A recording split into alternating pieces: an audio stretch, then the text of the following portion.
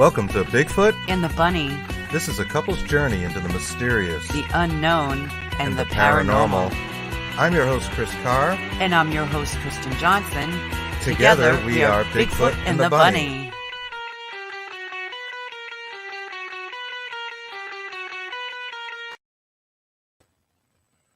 Hello there. Welcome to Bigfoot and the Bunny. I'm your host, Chris Carr. And I'm Kristen Johnson. And it is Serious Saturday. Happy Saturday. Happy Saturday. But if you're listening to this on a different day, don't be offended. You know, it was Saturday and this really happened. You experienced this. It happened. It's a reality. It is. It's just a reality for another day, I suppose. So our reality has been a little twisted lately. We've been having a CME storm this week, and I think it wraps up today. But it started a few days ago. And these are coronal mass ejections, which are something, basically giant solar flares. It's something to take kind of seriously. They can affect our power grid. And you may or may not know that North and South America have been under a blackout warning for a few days where the power grid could be that affected. No joke. This is real stuff. And I'm going to share a tab here. Let me see here. This is SolarHam from solarham.com. And you guys can check this out on your own. But it's a pretty cool website that kind of compiles some of the things that Kristen and I watch. And Kristen, you are the one that actually introduced me to this stuff. I did. Yes. It's not that, this stuff doesn't happen. And I don't want to, panic people. No, but sometimes it's right here. This is, just 2 days ago. This is where a solar flare actually reached an X level and cross the line, and you see it goes down, it goes up, and it's been building. And the prediction is that there's been quite a bit of activity through this week that could put us in there. You see C flare, which is not as much of a problem at 99%, M flare at 70%, X flare at 25%, which is very high. Mm-hmm. That is not normal for us.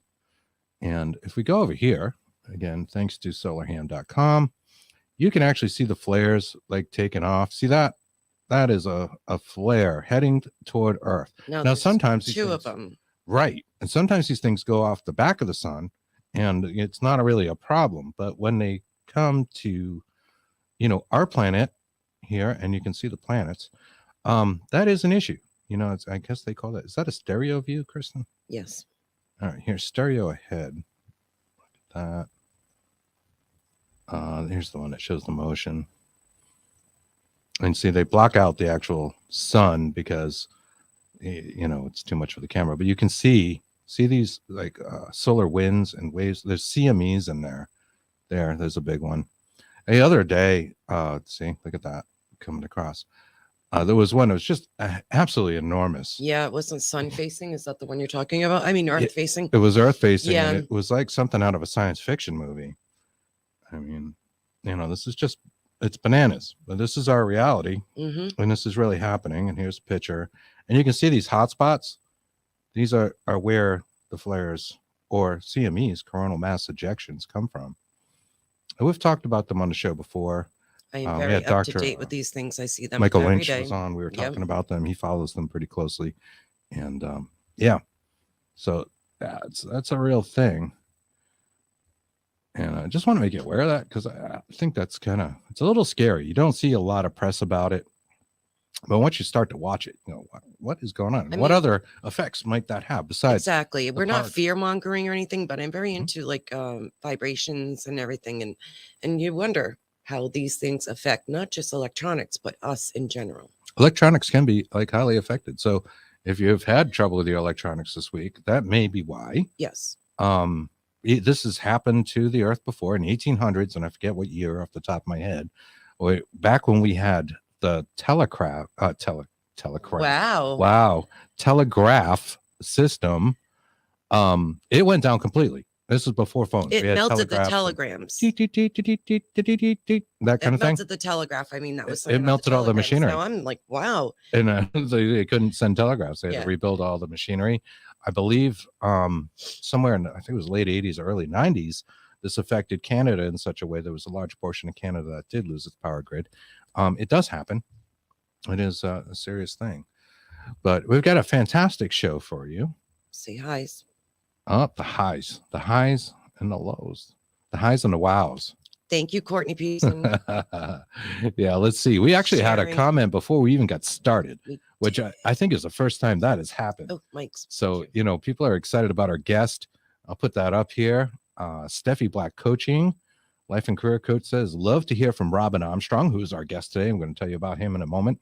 He's an excellent astrology teacher and more. And yeah, he is. We are honored to have him on. Ken from the Wizard's Table. I know, I was singing that. I was typing it. Ken Allen, the Wizard's Table. Allen. Hello, my beloved friends. Hello, our beloved friend. I hope you're doing well. Hello from the Wizard's Table. Anne-Marie Young says, cool. You like that CME stuff, Anne-Marie? We watch that all the time. Yeah, I'm up to Courtney date. Peterson says, hey, thanks for joining. I'm glad to see you out there. Kaz Clark, the Pentrick Incident. Pentrick. If you don't know Kaz, I totally recommend you guys start looking into this. It gets bigger and bigger and bigger. Every day. What was supposed to be, or what is being called a military exercise in Pentrick in the UK, was not. And she can tell you about so that. bad that her family was actually threatened. Excellent stuff. And Yeah. if you look in our archives, we have an interview with Kaz. Nice military We exercise. should actually have her back on. Yes. I will. Mike Bloomfield says, share to American Ghost Stories. Thank you, Mike. We really appreciate that. All right. And yeah, wow, on the CMEs. Yeah, the coronal mass ejections, which sounds like some kind of porn, is actually a pretty serious thing. To you. Of course, everything sounds like porn to me. But Yeah. It does. whatever. I'm a dude. It happens. Let's get into our guest. Poor Kristen. Oh, you just got to deal with it. For me? His name is Robin Armstrong. And to quote him, he says, astrology is a wonderful language, and I have always been aspiring to improve upon my astrological literacy in as many ways or dimensions as possible. Robin Armstrong is a professional astrologer, author, international speaker, and is well known for radio and television shows across the USA and Canada. He has a CAA diploma and is president of the RASA School of Astrology. Robin has deep roots in both China and India, and he has designed and built the celestial harp, which is what our background is. If you guys can make that out, we'll try to bring up another picture of it. This is a 72-stringed musical instrument to play a person's horoscope in the I Ching. And has built a forest woodhenge, which we'll also talk about, a super sundial of 126 posts arranged according to astrology and the I Ching. And he is the author of many books. And this guy has an amazing body of work. So let's bring him right on. Good afternoon, Robin. How are you? Hi. Good to be here. It's great to have you. Great to have we you. really appreciate you coming on our show, our humble show. You have an amazing body of work, my friend. And I wanted to talk to you. I guess I know you've been doing this. You have a lifetime of work here. And I guess maybe we'll start with meditation, if that's all right with you. Because Whatever, sure. In our banner, not our banner, but when I advertise a show, Meditation Squared, because I know a little bit about from watching you on our good friend Robert Lindsay Milne's podcast, The Other Side of the Crystal Ball, that you are a serious meditator and have been for a very long time. Can you tell us a little bit about that? On a simple level, I chant a lot, and my chanting is part of my meditation. So the idea is if you say a name of God, God's there. And if you say it twice, God's there twice. Of course, God's always there anyways, but it's just a thing. It's a tool to get your concentration. So I chant 2 or 3 hours every morning before I start the day. So this is, I've been doing that for 50 years. That's a lot of chanting. Now, it's accumulated. Like if you think of meditation practically, it's a cultivation of the experience of silence.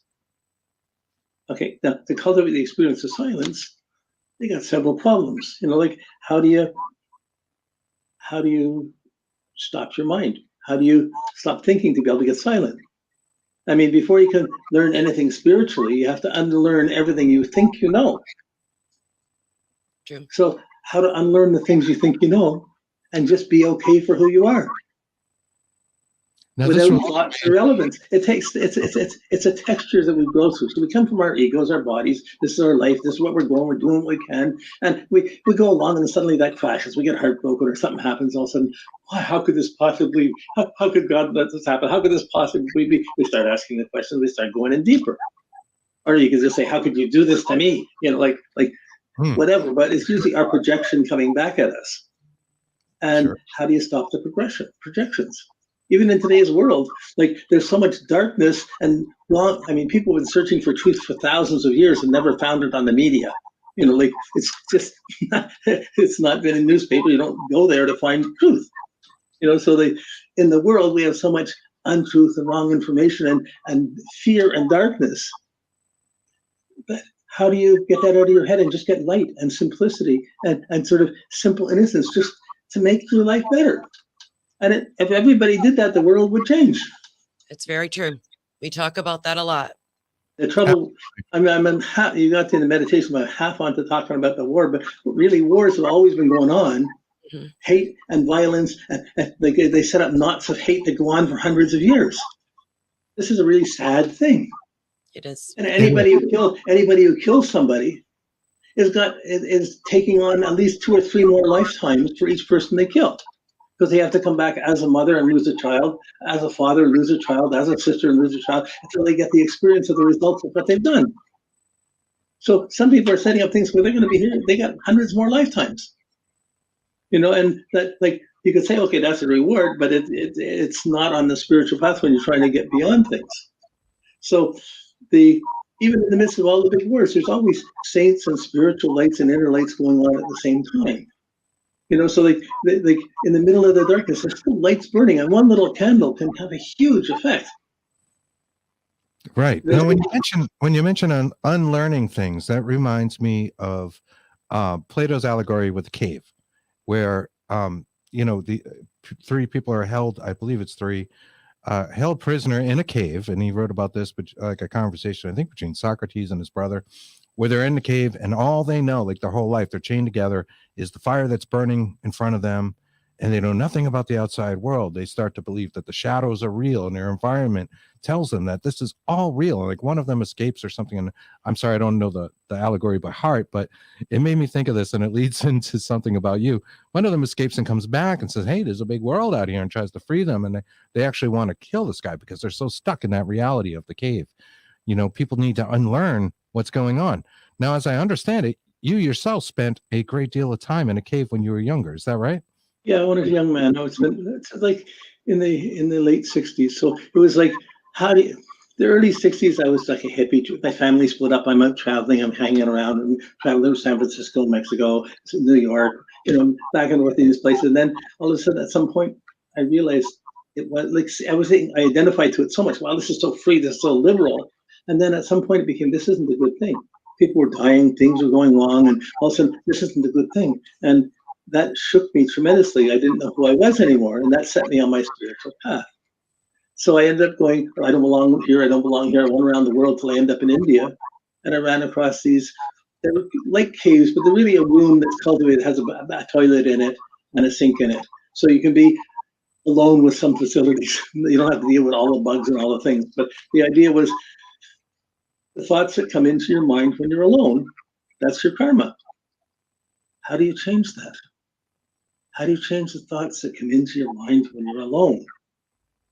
Well, okay, so like you go be alone and you find out, you put in the time. And for me, the chanting was getting rid of a lot of the old thoughts, just buzzing them out. When you're a kid, you don't want to hear something, you go, yeah. So you don't hear, the chanting is doing that to the world so you can hear something deeper. Or be listening to something deeper. So it's just, in today's world, there's so much mental exercise. Everybody's such in a mental environment, the media and everything else, that it's really hard to get detached from the mental relevance. To slow it down, to calm it down, to even pause it. Because it means this, this means this. We suddenly get caught in it. So slowing that down is part of it, and stopping that is part of the process of meditation to get to just simple innocence. It was back in the 60s, and it was like psychedelic times. People would take something and they open up, they get the sensory overload. They go, oh wow, this is sensitive. Wow, wow, oh, this is sensitive. Wow, oh wow, until they overload, they go, oh wow, this must be God. Okay, they see that sensory overload and they get the sense of God. But really, everything's God. But really, it starts before you even think. It's before you even go into the sensory section and such. It's before that. And it's just God's simply sitting there. Right. That's It's like mind expansion, right? So you get I'm sorry. different perspectives. With the psychedelics, you see reality from a few different perspectives, and it is enlightening. But of course, there can be too much of anything, right? Well, the difference is in the sensory overload. This must be God. You begin to think consciousness is God. This is consciousness. This is God. This is everything. And there's a whole streams of religions, of philosophies, of ideologies built up in today's world that have built up on this. Consciousness is it. But consciousness fluctuates and changes. That's not God. It's a veil. And there's still a subtler thing behind that, where it's just silence, no words, no thoughts, just simple innocence, unexplainable. And it's how do we restore innocence? How do we get back to our simplicity? We're allowed to do whatever we want. You want something, you go get it. You desire something, do it. But we get the repercussions of the thoughts we go out and the actions that come from that. So like, right now in the world, there's a mass hysteria. Like everybody's got these visions and everybody's so sure their vision is real and it's all based on confusing facts and it's all distorted, but they're ready to judge everyone else as being wrong because they don't have the same vision and there's wars being fought and there's no common sense or way of, there's no discrimination how to get rid of this. Right. And this craziness is going on for about another month before we start to see how it settles. Let's talk about that cave a little bit. Now, you spent that 15 months in the cave and you were without clothes. You were naked in the cave. Yep. People brought you food. You saw there was a double door. There was a double door. Food was put in like this, and I would take it, but I didn't see anybody. Okay, and they would simply. I who did this? Like who dropped off the food? It's a small organization. It's a small group that followed a certain saint in Gujarat, and his name is Mota Maharaj. He's not well known because this is a very antisocial, quiet thing. But here, I'm picturing. India in the 1960s. He was tied up with Gandhi and working with the Untouchables and stuff like this, and this spun off out of that. But he built these rooms to be alone, where you can just be alone and meditate. And people go in for a week at a time, or 2 weeks or 3 weeks.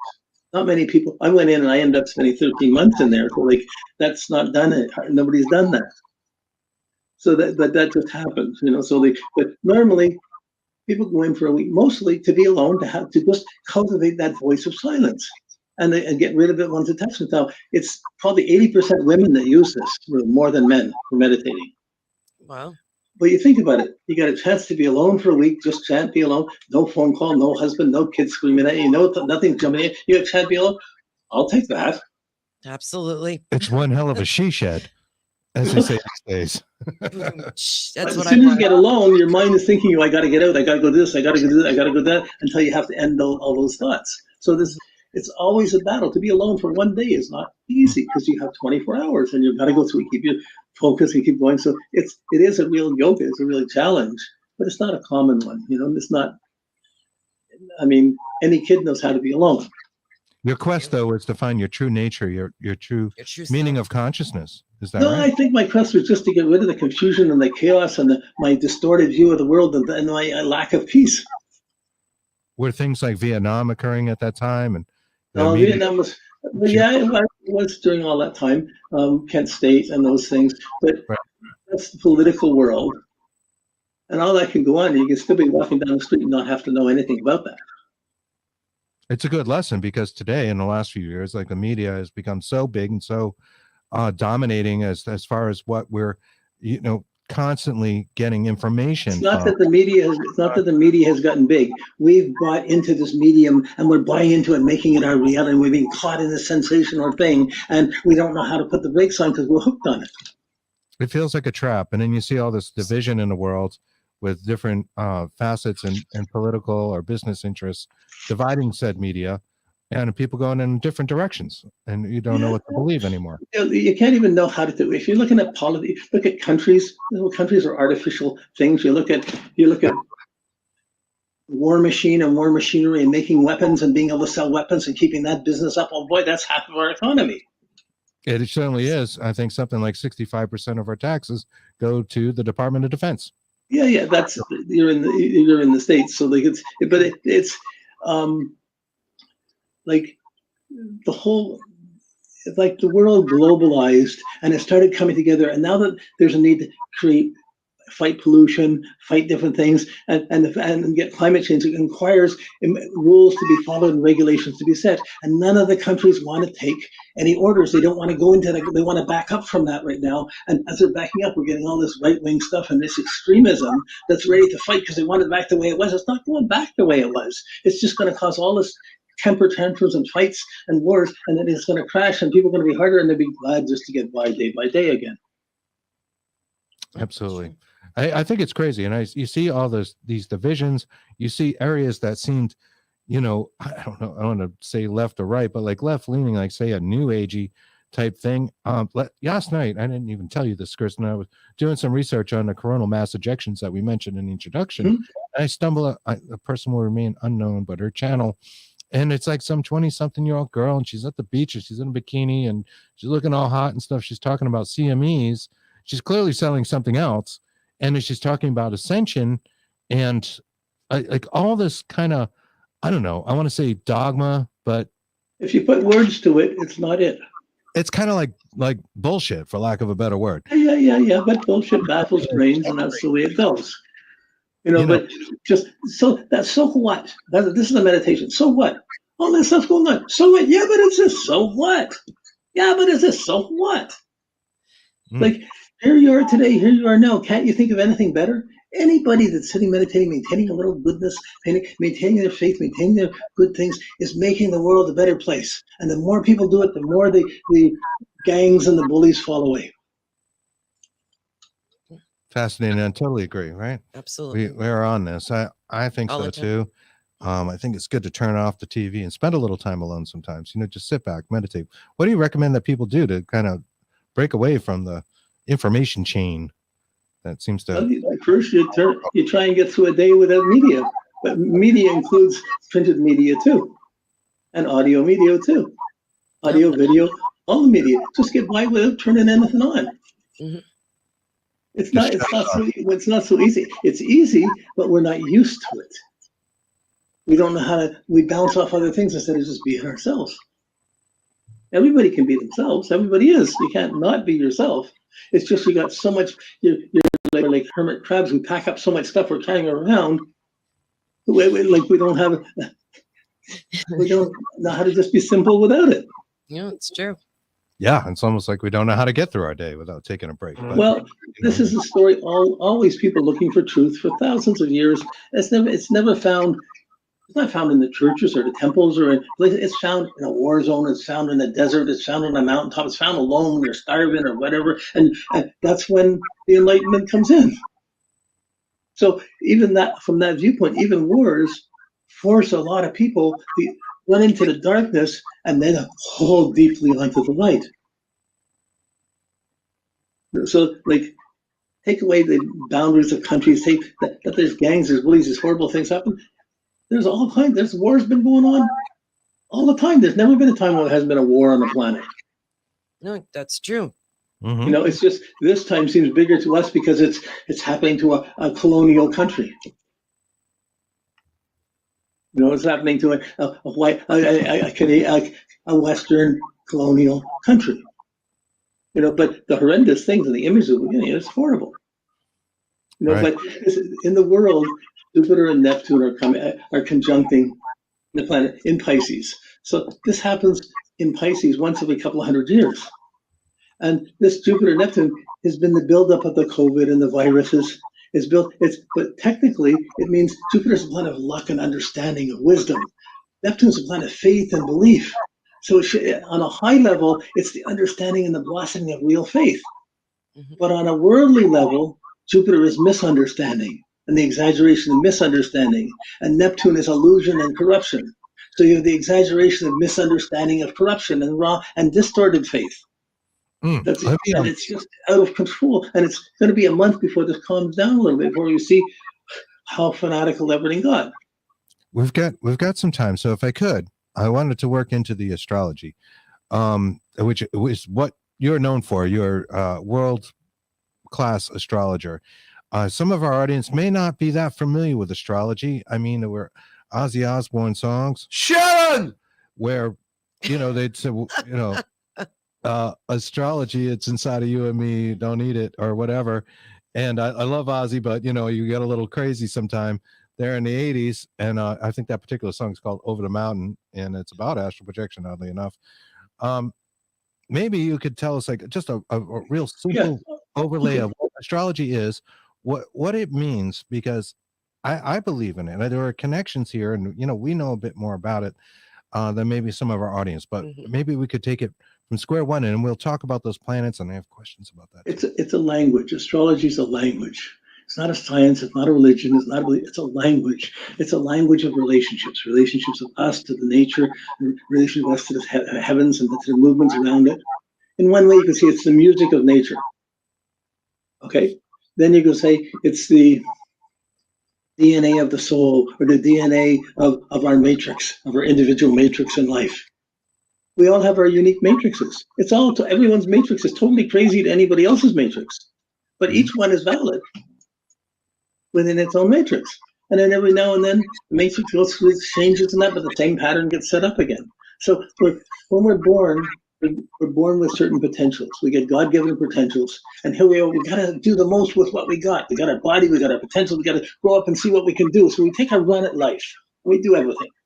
It's not then it crashes. It didn't happen the way we thought. Then we start saying, well, how could this be? So like astrology is like a prayer wheel. Your horoscope is like a prayer wheel. It tells you how the planets work, how the energy of the planets are levels of consciousness. Different planets are mental thinking, emotional thinking, physical activity. They're all different layers of being, but they're all patterned around in this drawing, in this matrix, in this kaleidoscope, and that symbol is like a prayer wheel. If you detach from it, it allows us to go out into life, and organize it properly so we can do it better than we would if we're just winging it. And we can fine tune it, we can fix up our places, make our world better. But then when it crashes, when we're going out as far as we can possibly go, the same wheel can become a prayer wheel that teaches you how to turn your mind inward, your emotions inward, and begin to get back into God.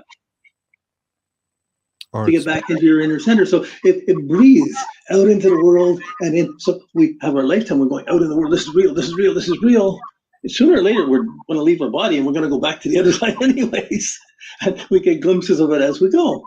So this is a pulsing out into nature, back into life. But when we start looking at the pictures of the sun, and that's just normal nature. The solar flares and that. I mean, usually in the 50s, when it started disturbing radio waves and stuff, they learned to send the radio waves around the back of the Earth instead of directly across the 100 miles in front of you. Where the sun rays would make it, they would send them around. They would detour them around the world, and they'd be able to send the messages even during a sunspot cycle. But let's just take, you have the physical reality and you have a spiritual reality, and they seem to be fighting each other. They're interwoven with each other. But when you look at from the Earth, when you look at the sun or moon in the sky, you see the sun, moon, you see the size of the sun, moon. That sun is 1/2 of 1 degree, as we see it from the Earth. 1/2 of 1 degree. It's 306 degrees. That's 1/2 of 1 degree. That's how much of space when we look at the sun we see, and yet that's enough to provide all our life. When you look from the sun at the Earth, 1/200 or 2/200ths of a degree. 2 seconds of 1 minute of 1 degree. That's this tiny little speck from the Earth. The sun wouldn't even be bothered thinking about it. Wouldn't even notice it. So when it comes to our egos and our identities, our bodies, we're this little speck on this Earth. It's hardly noticeable on the Earth, much less. And even the other planets, our mind, our emotions become these tiny specks from the sun. And these tiny specks are so important. My mind is so important. What I know is so important. What I value is so important. We're really to live and die on these things. Right. Individual. And that's just the soul's attachment playing with life. Sooner or later, that's only for a period of time, and you come back. And there's mysteries. When there's a war and you don't take sides, that's horrible. How can you not take a side? The same in the world.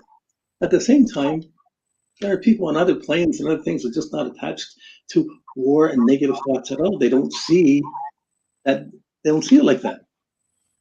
No, when you say things like the houses and the constellations and the planets, have the effect on all these individual realities, it makes you think about things like predeterminism versus. Yeah, it's daylight.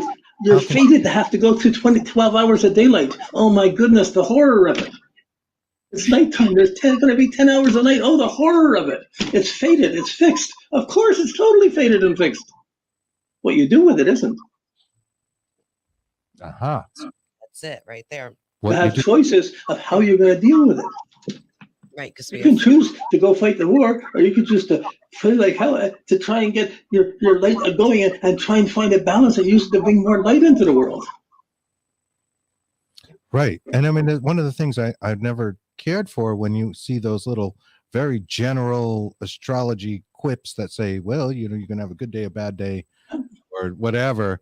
I like, well, do I have to, or do right. I write those too. It's a generalization. It's a popular thing, and just people who know nothing are curious to see what's happening in the day. And there is an art to doing it. You're doing a generalization. It's not going to hit everybody, but you hit a majority. A number of people would say, "Oh yeah, I can see that," and that's just that medium.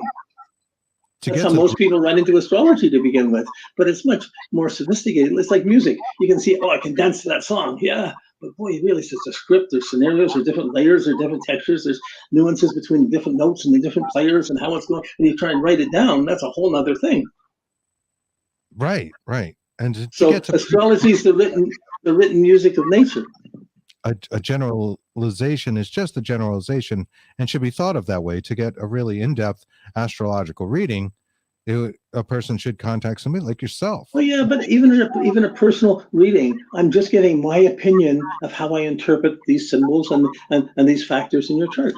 You're living it. You're the better example of what's going on in your life than I could ever say. I could just tune in a minute and I might have something to say that might affirm or challenge you in some way to pick up something else. So it helps us in growing. It's like it should be in every school. It helps teachers to teach the kids to be the way they are. To control. When I had my chart done the first time, I didn't believe astrology. I didn't think about astrology. My reaction was, "You mean I'm supposed to be like this?" All my life, don't do this, don't do this, don't do this. Like this hyperactive kid, don't do this. Oh, stop. And then I got the chart. It was the first time I ever got affirmation. Yes, you're supposed to be like that. I went, wow, that changed everything. Astrology became a friend. It became a hobby. Then became the career, and now 50 years later, it's still an interesting friend. I know there are many synchronicities and patterns within astrology that, are pretty much things you can verify. What are full moons and new moons, the water on the planet going up and down, the high tides, low tides, the water on our brain pushing and coming up, and how we respond to it. Yeah, it's just normal life. It's just part of the texture of it. If people think mankind's going to live off the planet, it's not likely. Because we need the moon cycle to have 10 cycles of the moon to be able to gestate the body to be able to make a baby. If a woman tries to get, we may not even be able to conceive off the planet, but being able to bring a baby to full term, it wouldn't be an earthling. And secondly, it most likely would miscarry because it wouldn't form because it doesn't have the structure of the moon massaging it, evolving it from the seed level up. So the moon is a specific factor. Planets are a specific factor. They're aligned with the sun. What are some other factors in that go into? Each planet is like a level of consciousness. The moon is your past, your memory, your feelings, your sympathy links, anything from the past. So you remember something. Everything before this moment is a memory. It's not real. Everything before this minute is just a memory. Whoa. Here we are now in the reality. Everything before now, everything I know is just a memory. So memories that have changed through dragon life. If I meet someone, I got to tell you, I've been through this. I got to dump all my memories on you so you think you know me. Some memories I wish I didn't know. Like how do we get rid of them? To just be here now. So that's the moon is your memory. The sun is your sense of importance. I'm going somewhere. I'm going to be somewhere. I'm going somewhere. It's from here into the future. Like the moon is here into the past. The sun is here into the future. and your sense of importance of going forward. I'm going to be someone. I'm somebody. I'm here. I know it. That's the confidence of the sun. It's still a bravado. It's not in the moment now. It's fate. It's not as real as just being here in the moment. In between that, we have our mind, the Mercury. The Mercury is a mind that 88-day cycles. It's how we think in 3-month cycles. We take a course, it's 3 months. Everything fits into these patterns of how we think.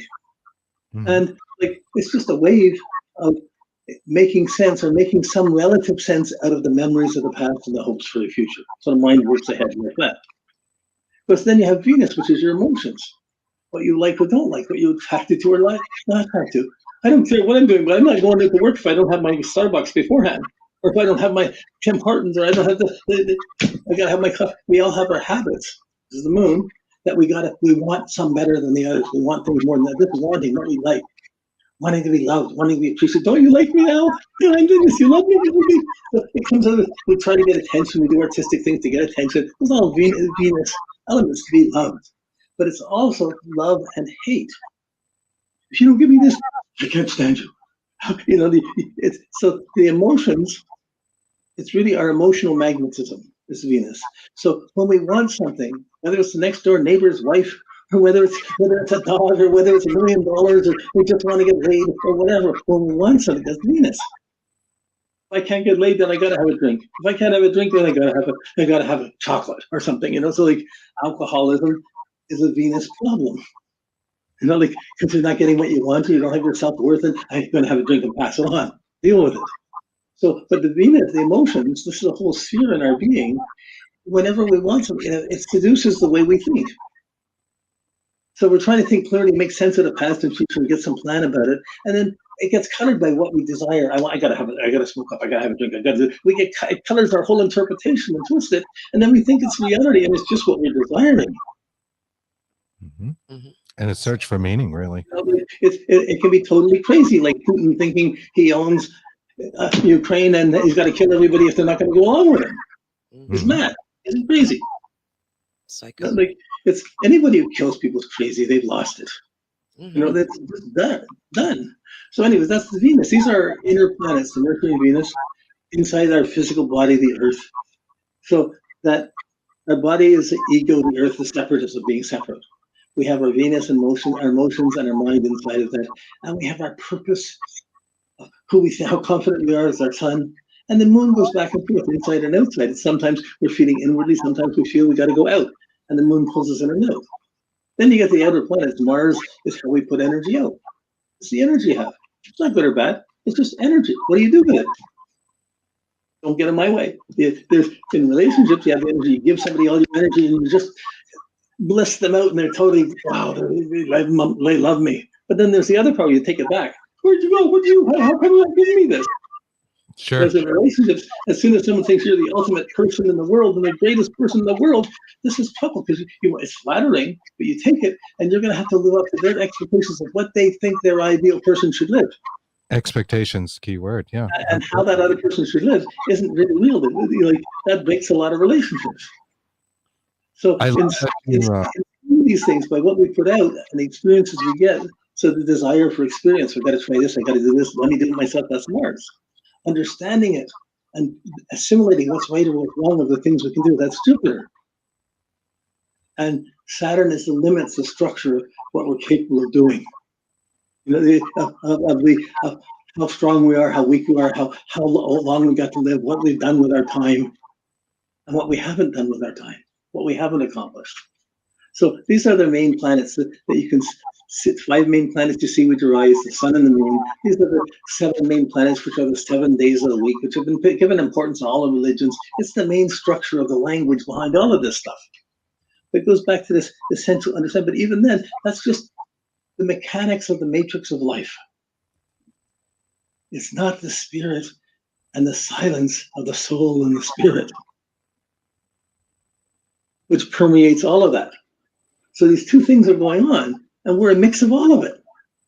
So we just we're winging it, we're going along and doing this, we're having this thing to go great, hey, it's great, oh, it's terrible, oh, this is terrible. And sometimes we develop a need to ask how come or get deeper. And nobody goes deeper if they haven't been heartbroken or hurt or devastated. They don't go deeper. And then you find other people have been going through that, and they have books or those things that help you find yourself a bit more, or help you go inward a bit more. Tools.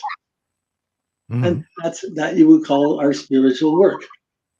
It's all spiritual work. Even when we're going out, we're working out something, we don't have to bring it back in. We got to get that done. So there's no spirit without honesty. Honesty, if your desire is, I got to go do this, go get it done. Get it over with. Don't bother me, and then we can get back to peace. Do you think that consciousness on a planet, on an individual level, people have a goal that they need to achieve in this existence, this consciousness as a human being? We have a need to feel we've accomplished something with our time. And based on whether we've accomplished something with our time or not accomplished something with our time, we get inhibited or restricted or feel accomplishment, we achieve things. And yeah, that's a fabric part of life. But then there's people, what was it they said in the Taoism? They say if someone wants to change the world, do something, they have to feel that they're going to have to do it, because no doubt it's perfect the way it is. How could this be perfect with wars and everything else going in? That's the puzzle. Do you think that consciousness recycles? Yeah, consciousness changes. It has layers, there's dimensions, it fluctuates, and our experience of it depends on the frequency that we're living on, the frequency of what consciousness we see. But even with that, that's one layer of experiencing consciousness. But then there's the silence behind it that's so simple it transcends all the consciousness. That becomes total nonsense, and that's the gateway to your spirit. It's nonsense. Totally. You believe every action has a reaction. So you believe in karma. Yeah, it's karma. Karma is one part of it. That's just part of the cycle. The war is the karma of built up hatred and built up anger and fear. Absolutely. For years. This has been going on for years. This war isn't just this week or this month. It's just an eruption coming now. Like right. You see, I mean. Historically, we're a warring, creature on the planet. We're educated and conditioned to be historical and make history irrelevant. It's really the important thing in the sequence. And from history is really a distortion, because it's history from wherever point of view you're looking at. That's excellent. So it's what was it? The Greeks have a thing they say between chronos and chronos.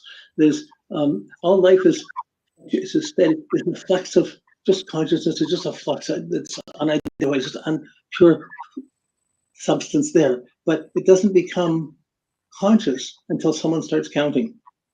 There's no music until someone starts counting. There's no consciousness until 1, 2, 3, 4, every first, so many cancer, whatever. Like however we start counting and making relevance, we build up these mental structures, which is our matrix.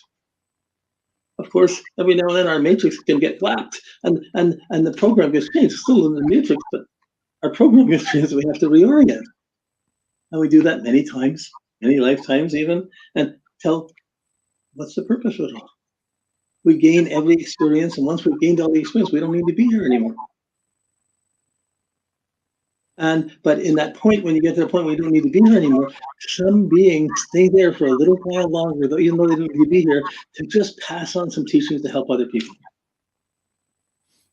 We're lucky to get them. We're lucky if we find them. I love that you give the planets, like you call them things that imply that they have a consciousness in and of their own.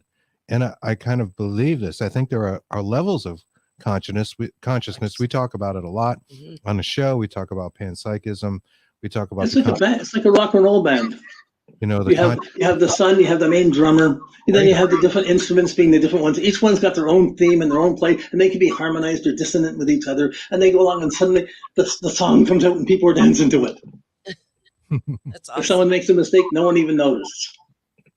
Yeah. Except the guy who did it, or the person who did it. So, but the whole thing is still a band. It's still part of the symphony. We're born. The whole universe is a symphony. We come in and we're born for our little 90 years, and we want to make our 90 years this hugely important thing. And really, our life is we're like this one little rivet on the edge of a cymbal, of a big drum cymbal with 1,000 rivets in a drum section with 1,000 cymbals. And then the band is going on, the symphony's going on, and we get this one out, that's our life, and we want it to be meaningful. It is for us. That's very true. Excellent. I love that. And I do think there are both higher and lower forms of consciousness, things like angels, demons, these hierarchies that get talked about, planets. They're all patterns, it's starting from the subatomic level up. Yeah, this is where you get into psychic energy. So we all have our psychic energy above and beyond this. The psychic energy is what we empower. We're thinking something, this is, we have a sensation, we like this, we do this, we're thinking this, we empower, this is important. We give our psychic energy to these things, and it fluctuates up and down incredibly. But we get very high intuitions and very gross low things. You have the gods and demons, you have the good and the bad, all in this psychic level. When you get beyond the psychic level, beyond that, and you get the spiritual light and being, there's none of this stuff. It burns through the good and the bad. It's just clearly simple light just being there.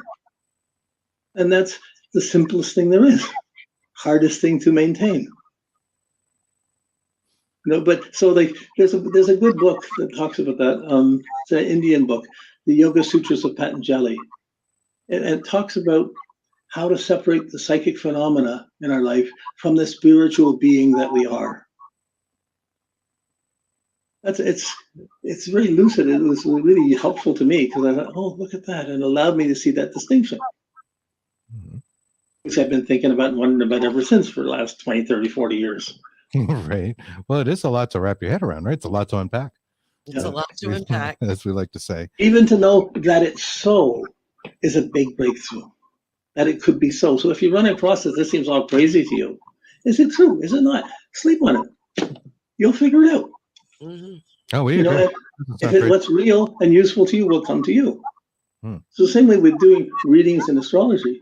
Really, in reading, you're just giving your opinion and your take on how that should be for someone else.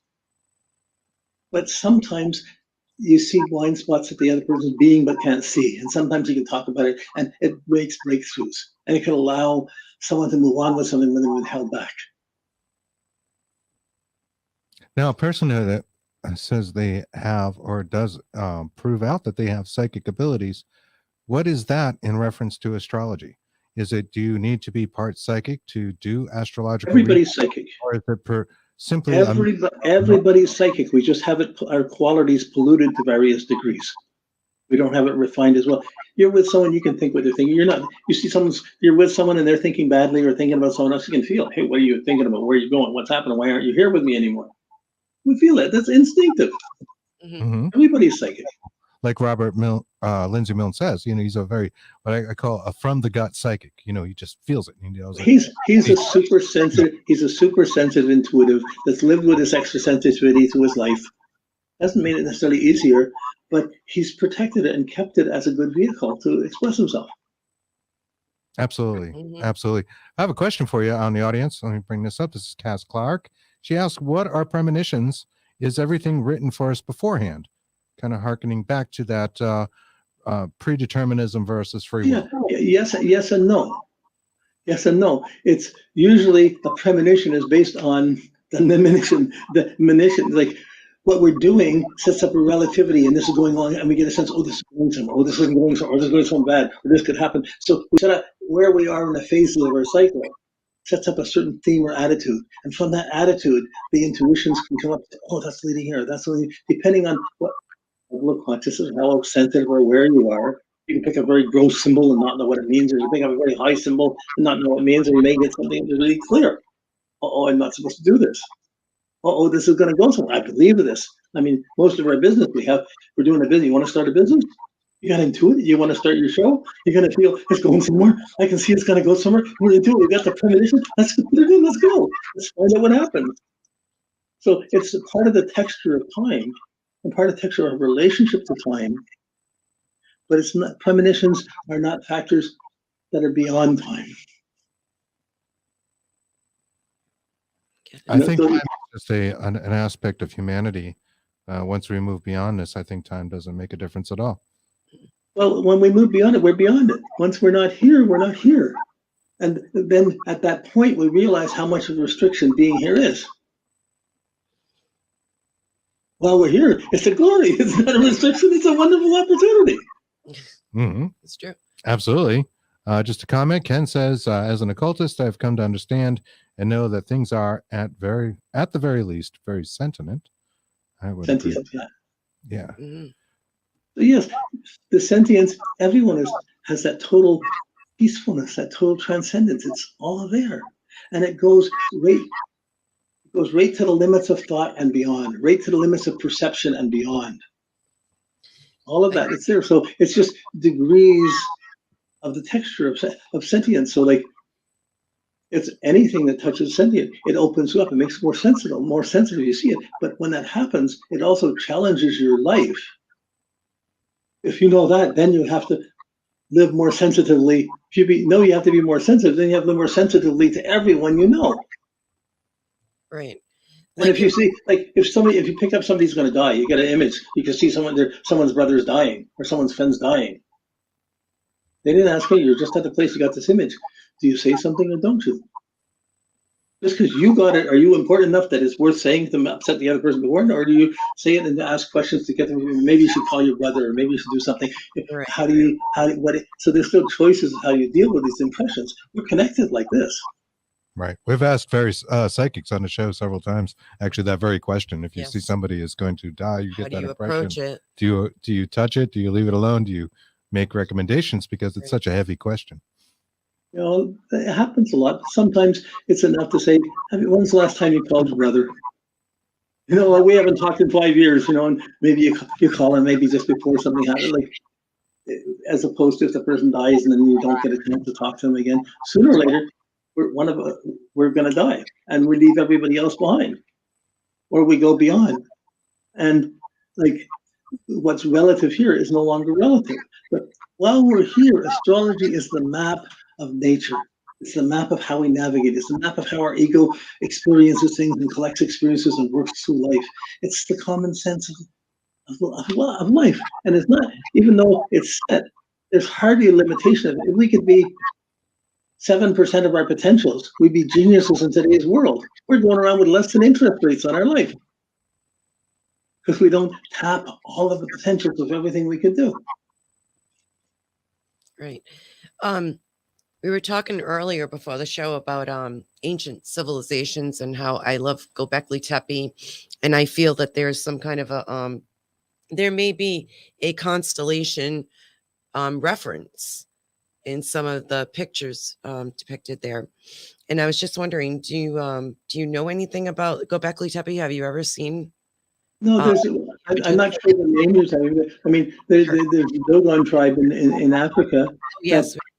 That had maps of Sirius, and they had maps of, they had relations to Sirius. They knew things about it that we only just discovered recently. Right. And that's from thousands of years ago. There's human beings. There's beings that were alive. They're finding remnants of bodies and things 100,000 years ago. Right. What's our history? 5,000 years at best, and even that is a distortion of it. Exactly. And they don't want to, the mainstream archaeological people or whatever, the archaeology departments don't want to fund people who are going to mess up our day-to-day. Universities are set up to make people think in boxes so they can find jobs and careers and fit into the system. Oh, exactly. They're not geared to be conscious and aware and open. Like, if you take people who study literature and English, you're not going to find a good poet who's been through university. You're going to find a good poet on the streets who's learned a few words and can really talk about things. True. Yeah, that's extremely true. true. Yes. Or same thing with philosophy and it's just stuff like that. But it's true though, if we're going to screw up like our entire history books because somebody doesn't want to, or the government, whoever it is, doesn't want anybody else to mess with their thought of history now. Yeah, and there's so many different takes on this. Like, to me, violence is a horrible thing. Right. It doesn't, whether it's men or women. It's just about that is there at all is a bad thing. But still, like, we're looking at all these things, we're looking at all these heavy implications. It's still a miracle to be alive. To hold your kid, to see it, to touch your grandkid. Oh my goodness, they steal your heart. So many incredible things happen in a moment. Right. While we're here, how can you fault the experience? It's an incredible experience. That's right. I think unconditional love binds us all. right? Absolutely. And I think when we were talking about the constellations, Kristen, we were talking about Scorpio, right? So Yes. in this Göbekli Tepe, this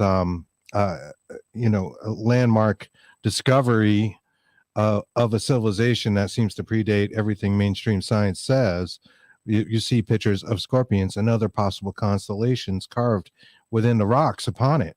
And we ask ourselves, like, is that something that they saw, recognized? Was there a bigger influence to them, this culture that, See, I grew up with astrology. It's nonsense. It's not real. It's been written out of the books of being real or being a pseudoscience or whatever.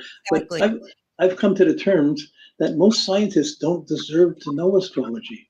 They don't deserve to know how people are connecting and how we're connected to life. They're just thinking in a little cerebral, sugar way.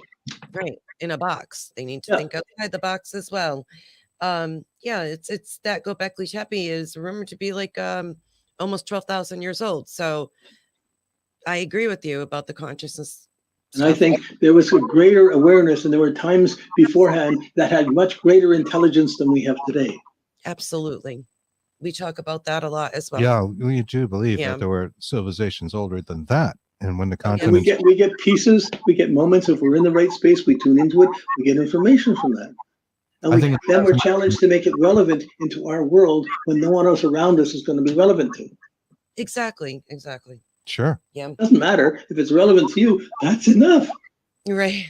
More people need to, we're so conditioned that nobody really wants to, when they hear people speak like us and you, and they don't, like, a lot of people don't want to look up and or talk about this stuff or even think about this stuff because they just need to go to work and they need to take care of and they need to do this and need to do that, but in society. But the difficulty with universities and our system where our world is, we have and science, we have a buildup of the religion of atheism. And as the religion of atheism is growing faster than anything else, it's countering anything about love, about belief, about faith, about these inner teachings.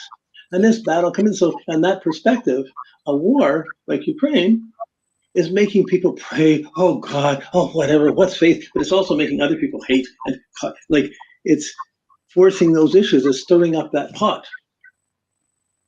It's changing the world. That's like, if you look at the century as last century as a world war, an economic world war. This is just one more step in the battle of it. It certainly is, yeah. And it's going to, okay, it's everything. It's all these horrible things. Yeah, okay, still, here you are today. What are you doing? You're going to live in the darkness, or you're going to, how are you living your life today? You're going to hug your kid? You're going to take a walk in the park? You're going to do, like, yes, we help where we can. At the same time, some of these things are planned things planned out by different businesses and corporations and things that plan out, and it's just working business battles out, and it's killing people. How can this even be? One day there might be a global government that doesn't let anybody get killed or any wars happen. But when that global government comes in, there'll be global police forces to enforce it, and which nobody's ready to take either. Sure. There's a balance between spiritualism and materialism, and it's something we all have to come to grips with as a human civilization, I think. There's a balance as long as you're in the world. It's such a in the world, there's a balance. Yeah. Where people, fought over God, and they did these things that drives people to be atheist. I mean, I felt that myself. Like, I want to shed myself of all dogma, because I'm like, no, screw that. I don't want any part of that, because you do terrible things, or there's the priests that are the pedophiles or whatever, and you start associating spiritual. These gossip lines and these memories of getting back at someone, it's all this pettiness. They still you get pulled into, we interpret things, we pull it, don't have to. Like this. Like religions and different religions, they're just systems of thinking. They're educational systems. They're old school education systems. They have some teachings within it. They've carried on a teaching for thousands of years, but it's crystallized in such a way that it's unlivable almost. And yet the teachings, you'll get more enlightened by Jesus by being alone on the mountain by yourself, or being alone and being somewhere, or just being in the ghetto and helping kids and helping people and helping things. find that more than by we're all right. This is the right way to do it. And this is the right way to do it. So like, it's not that it's better that there's religions than there weren't any. But some people question that. At the same time, there's teachings that are greater than that permeate the religions that people are getting access to now and are being persecuted. The same way Jesus was persecuted when he had his special insights, when he had his openings. Science, materialist science, only has this small perspective of what people are really feeling or existing. There's the big question of philosophy and like, why are we here? I didn't know. We didn't mean to get to all this heavy, deep stuff like this. We were just going to. We all do. Our listeners do as well. So I agree. I think it's a balance between those things. We need to know what's real, but at the same time, you can't lose that spirit. And I felt that way for a long time.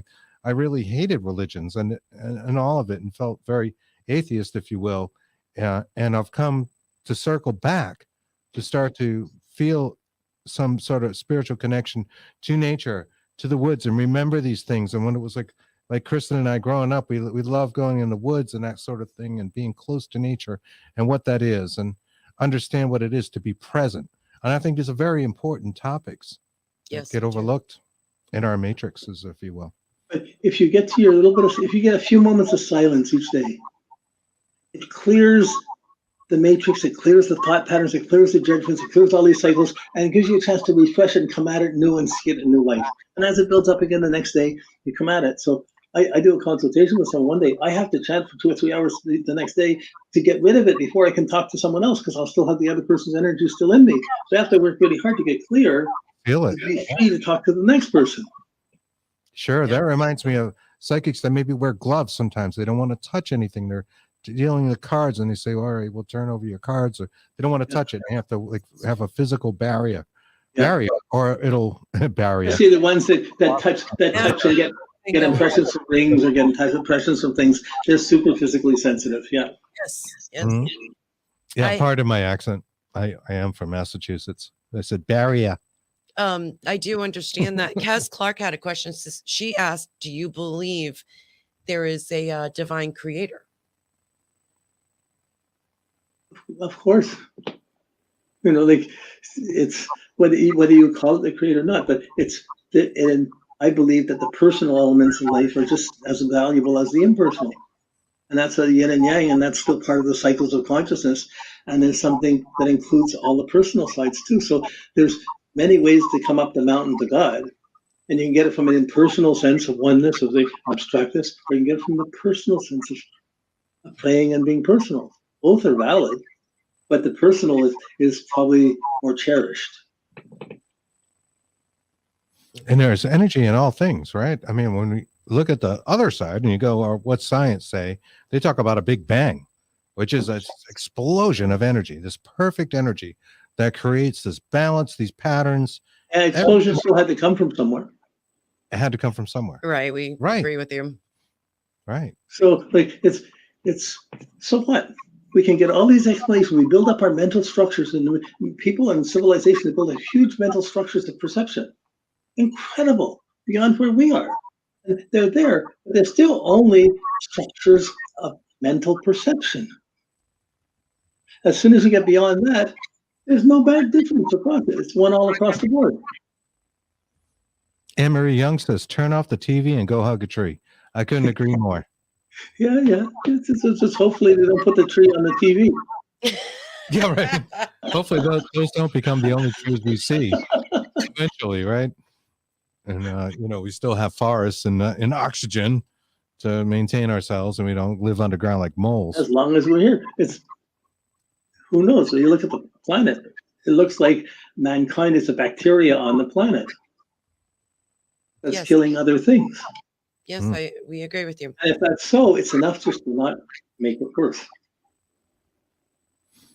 Marilyn Mazzata kind of commented on that question. She says, perhaps the question should be, do you believe in something bigger than yourself? As a spiritualist reverend, we say the God of your understanding. Yes, it's to me, it's not so much, it's way bigger than myself. Of course, it's huge, it's everything. But that, as soon as you say it's everything, it's so simple, it's transcendent to all the definitions of what's out, what's not. It's just a simple innocent openness.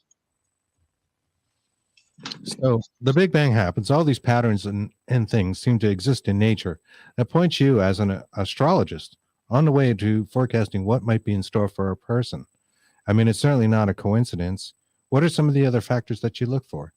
Well, astrology is a funny thing. It's kind of like washing dishes. Okay? So you got dishes. You're going to have supper. You have dishes. And everybody has dishes. Some people are cleaning the dishes. They're making their dinner, cleaning the dishes as soon as they're using, when they're being on top of it, they're being really dirty, and it's all cleaned up before they even eat. Yes. Other people, they cook their dinner, they have their dinner, they come back, and then, okay, they'll get up after and they wash the dishes. Other people, I just leave it the heck with it. They go to sleep the next day and let it pile up, and sooner or later, there's so many dishes to buy a new pot rather than clean the dishes. So, like, you can be ahead of the time, behind the time, or on time. And we're doing that with our life. We can be ahead of the time, behind the time, we're just sloppy and way behind the time. And there's a karma involved in each. We call the dishes a conspiracy. We also call laundry conspiracy. Yeah. But it's also service. It is, yes. Yes, it if you is. don't take care of it, what are the kids going to do? There's this thing that we learn things like, if a woman who's had a kid and brought up a kid, they've done the biggest thing in the world. If you can bring up a kid and they get through and they're okay, that's incredible. But if two women meet and they're in their 50s or 60s and one's had a kid, a couple of kids, the other hasn't had a kid, there's totally different realities, because the one who hasn't had a kid is just going to look like a kid to the mother who brought up kids. Sure. They don't see the texture the same way. It's not that they're less spirit.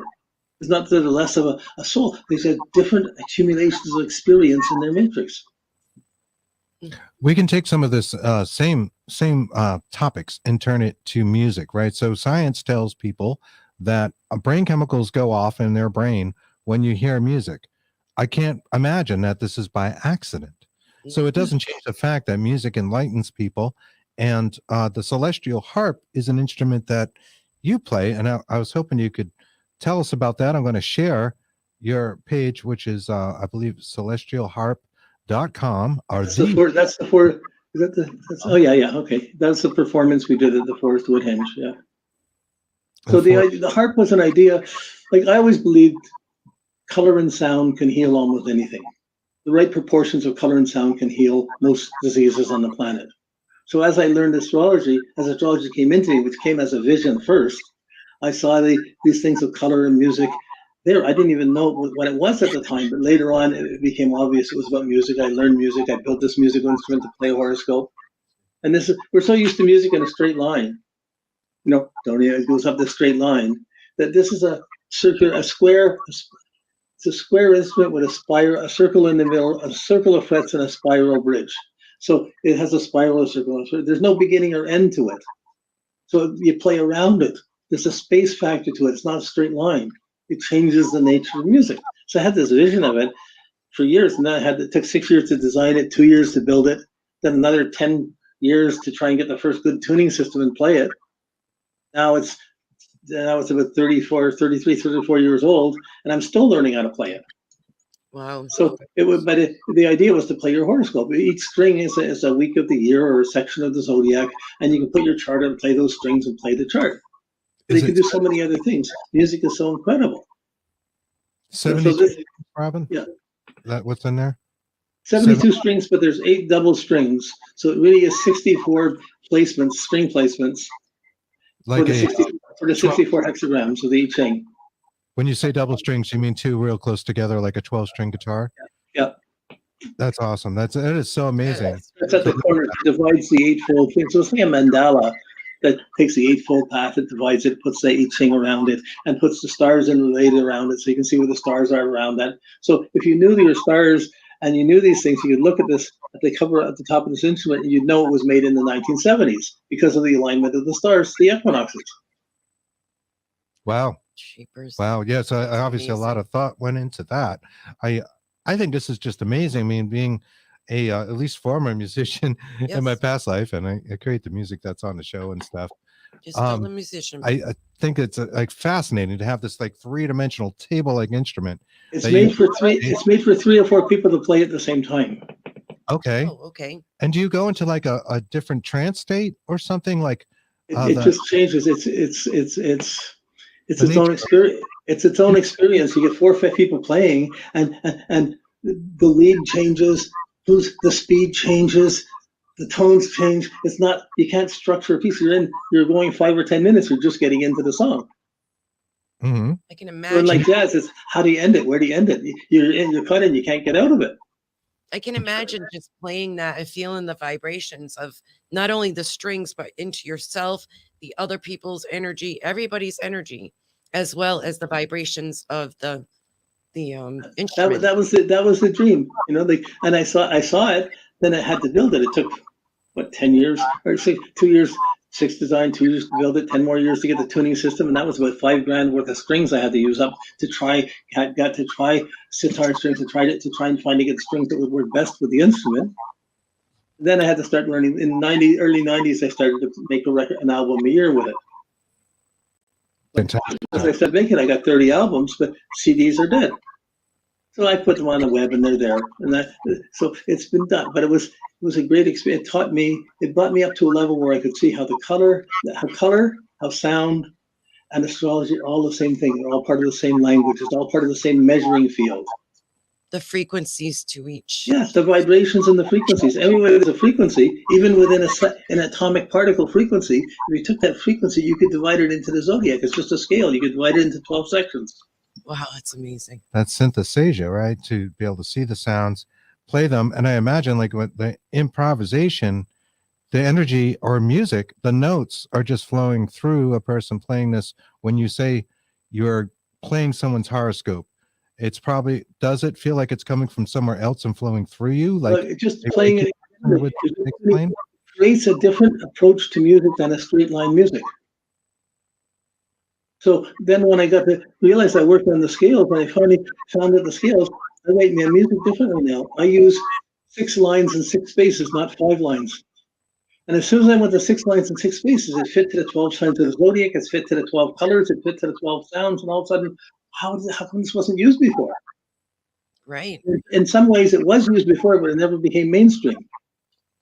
Do you have That's the first showing of the harp. That picture with me when I was a young man, when that was just finished. That one, yeah. Are there recordings on here where people can go to the Celestial? Yeah, all the recordings are on the site. Yeah. And hear what it sounds like? Yep. Excellent. You don't have it next to you? Do you have it next to you at all? A what? Do you have it next to you at all? Like No, not Kaz no. asked if we could hear it.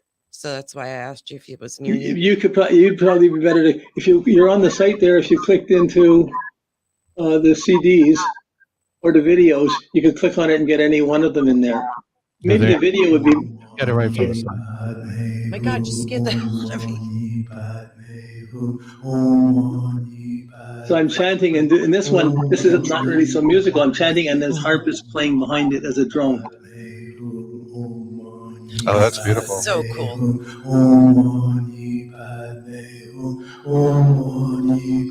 You don't hear the harp so well on this. Choose one of the other ones. Okay. No, not on this cut. You come out of this, back up out of this album. He is. Let's see. If you can go into that and go into the CDs. Let's see. Go under, one second, I'll tell you which one to go into. Return the turning point. Down here. So 5 down. Yeah. Got it. And play return the first one. Yeah, return the turning point. Oh, that song reminds me of Xanadu by Rush. Yeah. You're thinking the same. Xanadu. I love that song. That's beautiful.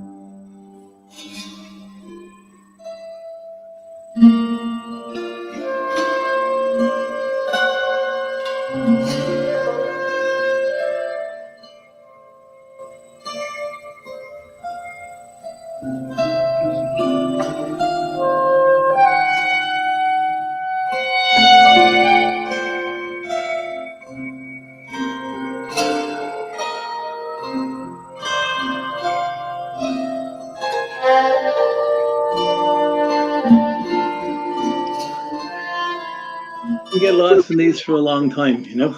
Yeah, it's very pretty, very soothing.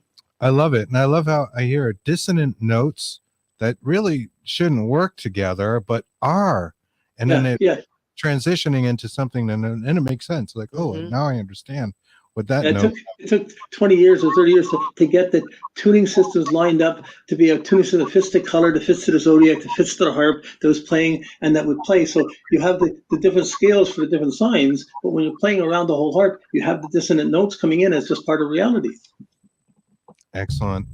Kristen Johnson says, "Oh, come on! Chanting is beautiful." Yes, it is. I was answering Anne Marie Young. She said, "Nice." We just like to have fun. That is awesome. I really like that. Yeah, I didn't realize ahead of the interview what you had on there with that, and I was curious. So thank you. Yes, that is the chanting. I'm sorry. The celestialharp.com is the name of that website. You have to put the on it, thecelestialharp.com. Yeah. So I need to let them know if they're listening just on audio. But you have some other websites, and the henge you mentioned. That's what I was just going to ask you. Something else we wanted to talk about a little bit. The fourth henge. Now, where is that? I know about the. It came as an idea, and a friend of mine had some land. And I was talking to him. I said, he said, I always wanted to build a wood henge. I said, I know how to make them, but I never had a place to make them. And we looked at each other and said, okay, let's do it. So this was back in 2007. Mm-hmm. And so we got together, went into his place, just the two of us. We were both in our 60s, so I was older than him, but we just went in and we found the place. We cleaned out the area in this forest, and we cut down some trees. We got the wood. We cleaned them out and made the post. And we set the posts up, and we set it up like a super sundial, so that we did all the measurements by the sun shadows. So like when when it would be noon, the sun would line up the shadows in the post. The center post would all have the shadows to be lined up to each other. Wow. So at every noon, and in the winter, that would be very long shadows. In the summer, it would be very short shadows. But this was when it was first started. This is the first year. I think we got 32. No, it was the second year, and then we did 16 posts. 16. We did about 30 posts the first year, 30 posts the second year, like this, and then we finally put up 64 posts in 3 years. And once we built it up, those were the original drawings I made to try and show how the shadows would work around it. So then, it's really based on the I Ching and on the zodiac, on the equinoxes and solstices, and watching the shadows and so on. So it's to build a sacred space. So it took 5 years. It took 3 years to build it. We had the benefit of it for 4 or 5 years. Then they started to rot. Then some of the trees started to rot and started to go. Now it's no longer. It's come and gone. So, but we had a great time, and we did drumming there. We did chanting there. We had different places to go. We had to go into the woods to do it. So it was like an alchemical adventure. This is what it looked like before we started building it. We had to cut down the trees and clear it out. For two guys, it was a crazy thing, but it was just alive when we did it. It's almost like shamanic. Yeah, definitely. Yeah, it was. It was a special space. Yes. It seems beautiful. I love it. And as previously mentioned, I know Kristen and I never feel closer to spirit, source, God, whatever we want to call it, than we were in nature. Yeah. This Amanita. Amanita. That was one of the mushrooms that grew around the wood henge. Yeah, no problem with that. See, that's the lineup from north-south, the one you just saw, where you're looking north-south. But it's just, as it became bigger and became the full I Ching and the full 126 posts, it became really a maze that you could walk in and it had this presence to it. I put, underneath each post, we put special things, like some jewels, some special things from family. Oh, we put special things on it. We made a little mojo bang, put underneath each post. Come on. Oh, okay. Awesome. And then when we finished it, I got a CD and I put teachings of all the different masters around the world that we have in history. I put them all on the CD and put them on top of the posts so they would reflect that knowledge going up into the heavens. Wow, that's amazing. That's fantastic. Even mojo bags, a hoodoo reference. So also like. So it was a special space. So that was 10 years, but it was a great adventure. I bet. My goodness. Now, were they offerings to specific spirits that you were leaving at the base of those posts? No, I would do chanting inside of it, and I would go around and chant around between each post and move around and go through the circle. It'd take an hour or so to go through that. And do you maintain the henge now? No, the henge is gone. It's dissolved. It's back to nature. Oh. Trees, like some of the trees were preserved, the inner ones, so that they were sort of standing longer. But some of the bigger ones were about 25 foot high. They were pine trees, but they rotted out after about 5 years, and they started crumbling. And then the property was sold, and that was the end of it. Oh. Beautiful, absolutely beautiful. Yes. But it improved my chanting 100% by having built it. I got my chanting in while I was doing it and building it, and the chanting stayed with me. So for me, it was a stage of developing my chanting. That is just wonderful. And what is it about chanting that draws you?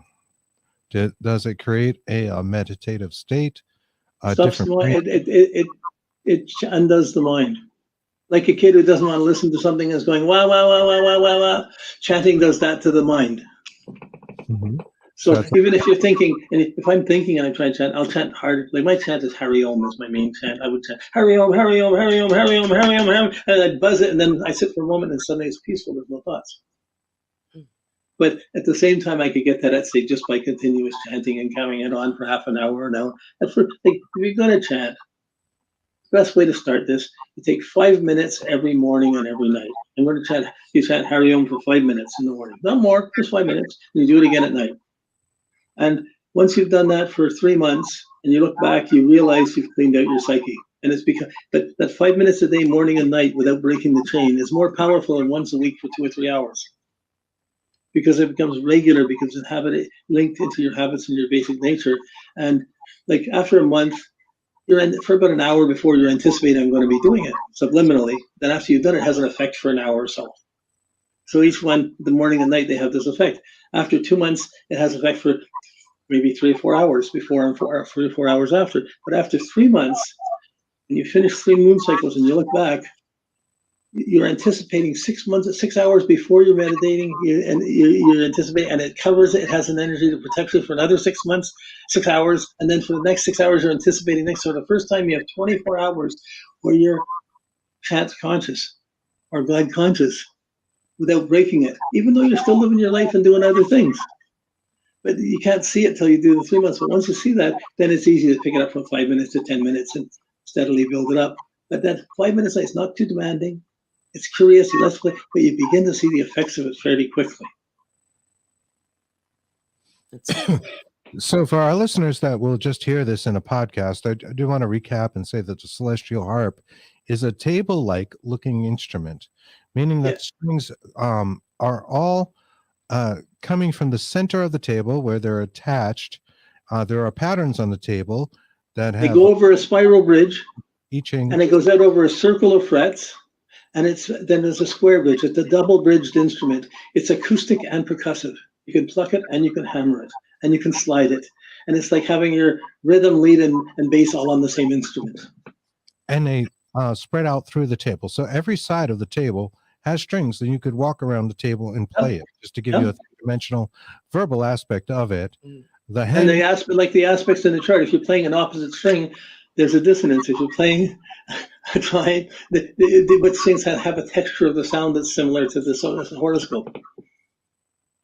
And how would you describe the henge to somebody who could only hear this? I just call it a super sundial, a super sundial of wood posts in a field, like Stonehenge, only it's a wood henge. But it's aligned to the north, south. It's aligned to the shadows and the earth, so you can see the shadows and the effects of the shadows. So it becomes an astrological mandala. How many posts were planted? 126. 126 posts. I think it was.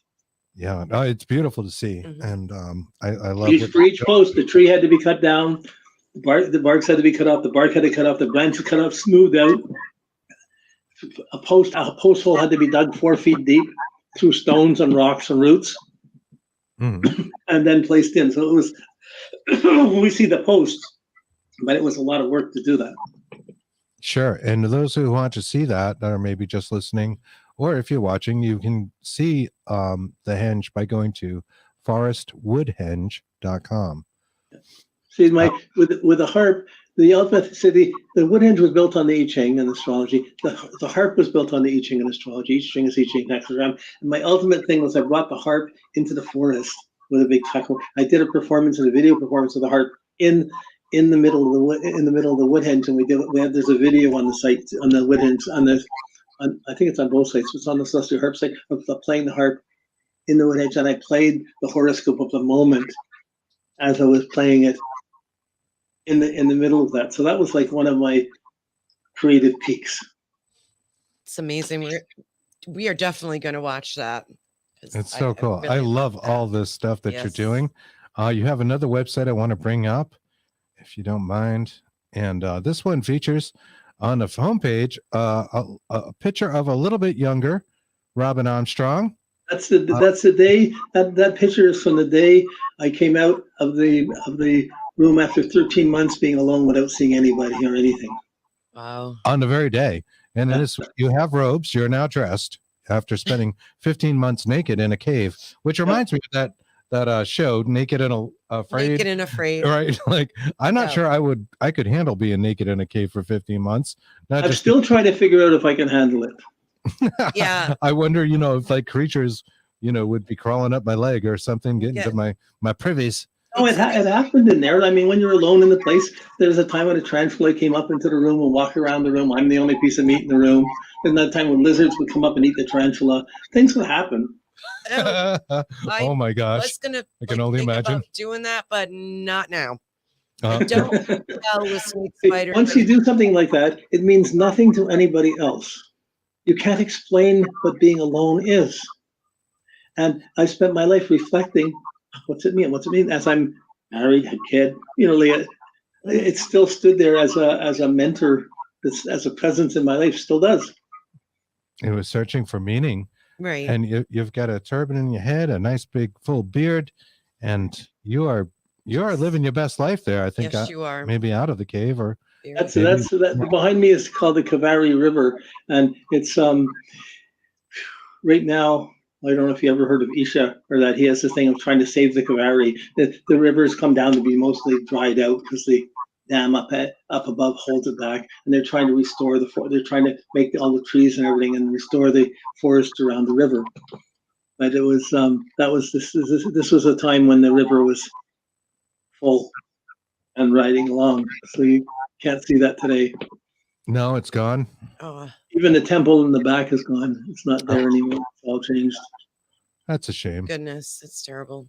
It's life changes. It changes. Everything changes. You're lucky you get your moments. But is that progress? Well, it depends. Progress is depends where you are in your cycle of time as you're looking at it. When you're looking beyond time, that's progress. It's just vibration. It's just presence. Now, this particular site, which is, I'm not, can you pronounce this for me? Hariom.com. Okay, and that is HARIOM. Repeat it. HARIOM.com. And on it, there's a list of all different saints and people who chanted and what they said about chanting and the value of chanting. And it also talks about the things I went through at the time of being in this room. So you go into the journals and you go down the list of all the journals are on the side. Yes, lots to explore here. Lots to explore, lots to learn. I feel like, at least a large part of the reason we exist is to continue learning. Once you stop learning, if I wasn't messed up as a teenager, if I wasn't the old young hippie traveling around going for whatever, if I leaving family, nothing works. If I wasn't angry then, I wouldn't have asked these questions. My life wouldn't have come this way. Now, 50 years later, I'm still reflecting and still growing on this course. But it certainly made it much more meaningful than it was when I was just going day to day. When you have nothing to lose, it doesn't matter, and you're just traveling around. No, I understand that feeling. Mm-hmm. I certainly do. I think we both do, Kristen and I. Teenage years are tough. It's tough to wrap your head around what's going on around you and influx of hormones and the growing of the brain, because the brain grows through the entire teenage years. You're becoming your own authority as Coming in. opposed to the parental ones that you grew up in. Right. And then we become the parental authorities ourselves. Yes. The self-realization of Yeah. all. It is a lot to take in. It is. So If it weren't, it wouldn't be worthwhile. I think everybody goes through something like that. Some people seem to be more adept at it than others, but I would not. We go through every person goes through every experience, and if we blow one life and we mess it up, we come back and we fix it, and we come back and we get another run at it. We take it a different way, and this just goes these cycles. One like changing clothes, we change bodies. I think that harkens back to one of my earlier questions about reincarnation and do we have a purpose, some goal to solve in this existence. I believe so. I believe the purpose in being here is to find that there's a God or that there's a spirit, and we have to find that as the inclusive, all-inclusive principle beyond all the things we do. Indeed. Life is certainly a journey. In the meantime, we're busy. We got to build. We got a kid. We got to get a job. We got to get this. We have other little ventures to try and pull off, which is still a miracle in itself. Like even in relationships, it's a miracle. You can meet a person, you sit down together, you sleep together, you make love, and you're sharing everything. You're open to each other, and you're so trusting and completely. We don't talk to God like that, but we can talk like that to each other for a moment, and we expect it to be there, and it can't be there because it's in a physical realm that's changing too fast. It doesn't maintain. It has to grow. So there's a lot of maturity of growing up to seeing what am I attached to, what am I expecting, what's real, how do I change those, how do I evolve those, how do I let go of this or let go of that, why what? And you don't until you're ready. Yep. Yes, that is kind of the trouble with our existence, this fragment of consciousness or whatever it is we're living out, is you're stuck and you're kind of born with this question of why am I here? It's the problem is not in anyone else or in anything else around you. The problem is just you. It's wrapping your own head around your own because existence. it's you have the solutions. In the question is the answer. In the puzzle, and the problem is the solution. Right. Amber Young says connected by love. Yeah, I think it is that unconditional love that binds us all. And no conditions. Yeah. That would be the materialist point of view, right? The species continues because we feel this unconditional love. It's not like, I love you, where are you going? That's a condition. Most definitely. Yeah. And then it keeps it going. Yeah. But for what purpose, right? Just for the hell of it. For the hell of it. Just for the hell of it. You want to get to heaven? You got to raise a little hell. Hell, the road to hell is paved with good intentions, is it not? Yeah. We could do that like all day. Sharon! Ask that guy. Ozzy Osbourne, my childhood hero, by the way. Hero. Yes. Yeah. Yes. I still love Ozzy music. Just to throw that out there for what it's worth, but I absolutely appreciate a celestial harp as well. So thank you, that sir. Was amazing. Well, I'm an old folk musician, and I used to, before the hippie time, was more into folk music and things. So I had friends like Richie Havens and different people. So I was into a lot of really original music that was happening at that time. And I wasn't a singer. I grew up not being allowed to sing, and that. So it was, I identified to it, but it kind of was haunting, bugging me that I couldn't do anything about it. And probably that had something to do, both that and the teachers not letting me sing when I was in school, that I had to prove I could do something with music. And that's probably why the harp came through. So I have to be grateful for them and their influences, because it set seeds in me that I had to do something with it. Awesome. You're driven and inspired. Absolutely. And like I mentioned earlier, that nature of inspiration is kind of a mysterious thing. When energy flows through you, after I did the 13 months of meditation, sure. I came out of the room, and I wanted to come back, but I didn't come back. I ended up meeting certain saints and being in certain holy places in India, and then I went back into the room again for another 50 days.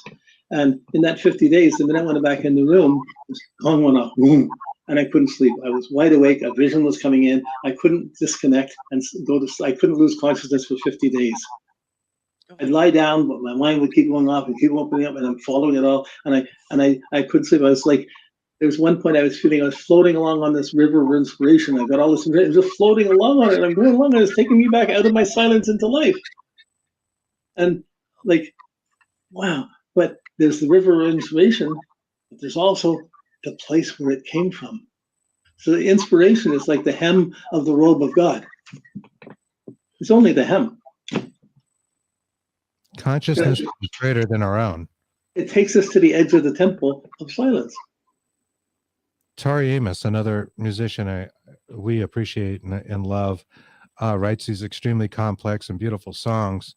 She says fairies write them all. Mm-hmm. Yeah, who does? I look at this. I didn't do this. Something came through me, and this happened. Mm-hmm. I couldn't let it go. Once the chance to do it, I couldn't say no. Okay, we'll get this. Okay, we'll do that. And then who knows what it took a number of years. Then I had to. Once I finished building it, then I realized, oh no, my work just begun. I got to learn how to play it. It took everything I had to just make it, and then I had to learn how to play it. So, yeah. We grow up. We're in a little puddle. We grow up, and all of a sudden, we change the water, and suddenly we're in a pond, and this huge pond. We're this little tiny fish in this huge pond, and then we grow up a little more, and we get a little further, and suddenly we're in a lake, and that pond was nothing, and we're just a little fish in this big pond, or big lake, and then the lake becomes the ocean, and it just keeps going. Our world keeps going through these quantum jumps, quantum leaps. Right. Excellent. I want to talk about this website a bit. I believe this is a place where a person could reach out to you directly, Robin. Is that right? Yeah, well, this is the iastro.com is the one where I put my monthly predictions on, just those little trivial hits for each sign for each month. But that and it has yearly, some of my yearly predictions. That's just for that. But there's a link on that. I can go to the iastro store, which is where you can contact me. Okay. Yeah. And for those that are listening, it is www.astro.com. And if you want to get to the store, it's iastrostore.com. Let's see if I can browse there. I'm going to browse the store. Browse the store, do a little shopping. But, astrology, I never planned to be astrologer. It came in, it opened up my mind, it inspired me. It didn't make my life easier, it made it more meaningful. And boy, I'm so stubborn. If I didn't know the astrology in advance, I'd be stubborn. I'd refuse changes. Like when I was married, if I was taking the garbage out and the wife called and said, "Hey, hon, will you take the garbage out?" I would drop it on the spot. Of course, I don't have a marriage anymore. So but I'm stubborn. So astrology allowed me to realize, oh, this is coming to me. I better be ready for this. Even before I knew astrology, when I was in high school, to get through high school, I had to do my homework before the teacher told me, or I wouldn't do it. If she told me to do it, I wouldn't do it. Wow. So I had to do it beforehand, and then I started doing okay. But it took me some time to grow into, and some trouble going into that. Sounds like you are raging against the machine. Oh, if you won't do what you tell me. There's so many different ways that we can be the I ego, the I body. Mm-hmm. Is one side of the universe. The I spirit, the I soul is the other side. I love so this. There's these two eyes. That's Kristen. Kristen is an Aries. I am. What do you see in store for Aries this year? This is a good year for Aries. It's a lucky year for Aries. They've had their heavy tests over the last 5 or 10 years. It's been just one hassle after another. Jupiter goes into Aries in June. And it starts opening up to be one of the luckiest years. If you have new projects, you're going to write something, you're going to reach out and do something. It's a whole new understanding is coming, and you're on go. Thank you. That's a plan of mine, of ours as well. So writing and things. Yeah. It's why don't you? If you don't put it out, when are you going to? You're going to wait another 12 years? No, it's your turn. Right. It's 12 years. That's weird. Why 12? Yeah. Interesting. I think it's lucky for any move, any new business, any new extension. This is a lucky year for Aries, like that. That's kind of a couple of goals you just said right there of mine. So that's wonderful. Thank you. It's also easy for Aries to get pregnant this year. Oh no, I'm all set with that, and so is he. I have 5 children. I'm good. Enough. Yeah. We're both. So that could mean a grandkid comes in or something comes in, like other things open up, We're neutered like dogs. We're neutered. We're fixed. If whatever. we make anything, it's going to be really creepy. I'll tell you that. I'm not that sure you want to see that thing crawl out. All right. It'll be a defamation of nature itself. Yes, it would. How about Sagittarius? What do you see in line for You're Sagittarius? Sag? I am a Sag.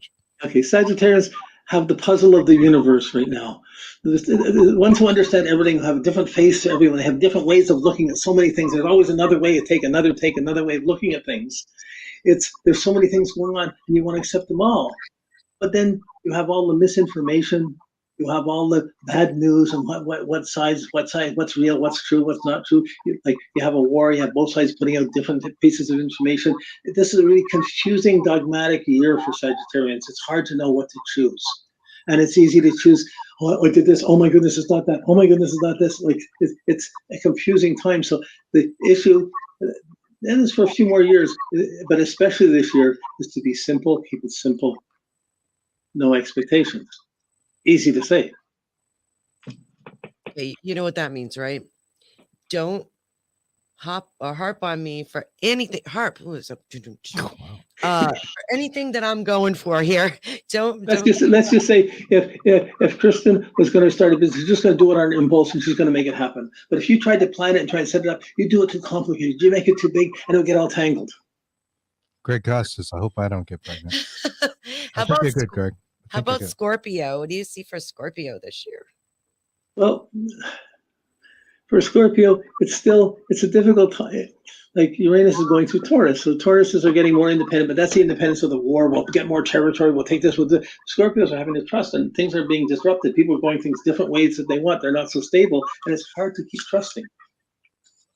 So there's a lot of changes going through, and they have to be ready to let go and go through changes and realize there's a purpose in this and not get caught in anger or jealousy. Excellent. And for a more personalized reading, a person can go to the iastro.com website and reach out. iAstroStore.com. Okay. Yeah. iAstroStore.com. The Astrocom to get you some of my predictions, but there's a link on there to go to get that to the store too. So, what sort of information do you need from a person to do? It's based on your time of birth, your place of birth, and your date of birth. I noticed you said Uranus as opposed to Uranus. Yes, thank you. Here. Yes, it's Uranus for the week of heart. I grew up with Uranus. It was the butt end of the solar system at the time it was discovered. How is that button? Love it. I suppose that is why they changed the name. And they discovered Neptune, finding it exerted a pull on the gas and the gases of Uranus. Exactly. There's a lot of giggling in the planetariums growing up. Yes. For sure. If your school was fortunate enough to have a planetarium, I know that always created a little bit of banter. Pluto's always going to be a planet to me. I think it is now, right? Yeah. Is it a rock this year, or is it a planet? 19 years I don't ago know. or something. I see. Astrology is going to be funny. In another 50 years, people are going to have 50 other planets, exoplanets to add into the chart. And they're going to have different concepts for all these planets. And they're going to put them in with all these big cycles. But really, the main planets that affect us the most are the ones you can see. Mercury, Venus, Mars, Jupiter, Saturn. You can see them. They have a direct effect. There are guiding lights. And the sun and the moon. And the 7 days are named after it. So the outer planets, they have a presence. But Uranus and Neptune and Pluto, they're very powerful. But if you go and add the other ones, it's easy. You're almost going to have too many to choose to be able to make sense of a person. It's easy to talk about it and it's so important. But really, the most important thing is to be happy in the day, to be shining, not hung up in the past, to be able to be here. I have to imagine those kind of patterns and things are kind of a setup for looking at something kind of what comes to you, maybe in a psychic format about a particular person and individualized. Yes, there's a lot of people. You look at a chart and you just grab what you can pick up, whatever you pick up on and talk about. Really, that's not the best astrology. There's a system of working through it where you have to know there's a hierarchy of needs. You go through this, you take care of this, you take care of this, you see if this is where, you see if that's where, and you go through each level, and you have to look at the timings of when they're affected. And it's like you can listen to a piece of music and say, oh, that's really cool. But if you see this written music out, it means nothing unless you're going through, thinking it through and thinking each piece and hearing it. And you have to go through it. So you have to build up the symphony. So when I do a chart, I'm like the conductor. The conductor that's reading the symphony. The person's the dancer. They're going to dance their own way. But I can tune into the symphony and into the dance. And sometimes they can help if the dance is going to turn difficult, or they're going to put a tango on after a waltz. You might fake it for 30 seconds, but if it's going to go on for 10 minutes, you're going to probably get off the floor if you don't know how to tango. So like knowing these changes in our life when they come up, when vulnerabilities come up, they're going to come up. They're going to come up. You can't get through a few years without something big, significant coming up, but it's how you navigate through them for your best interest or your worst interest that becomes important. What's better for you than not? It's true. Ultimately, it like is that. about your experience and the experience of those around you. Unconditional love is the glue that keeps us all together. Yeah, but I mean, you could be running a business, and it could be getting into real trouble, and do you just trust to keep going on it, or do you write it off and just start new?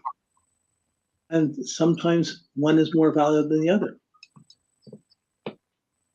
We wholeheartedly agree. This has been a wonderful interview.